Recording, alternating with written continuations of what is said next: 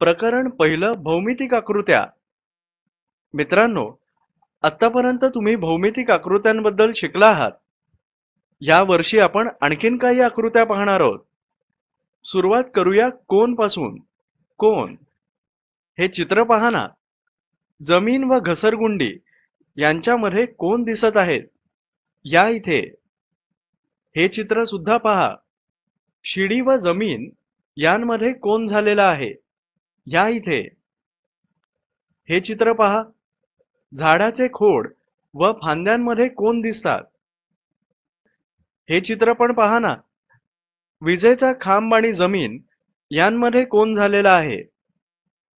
तर मित्रांनो, याप्रमाणे परिसरात आपल्याला ज्या ठिकाणी दोन रेघा जुळलेल्या दिसतात ना, तिथे कोन तयार होतो.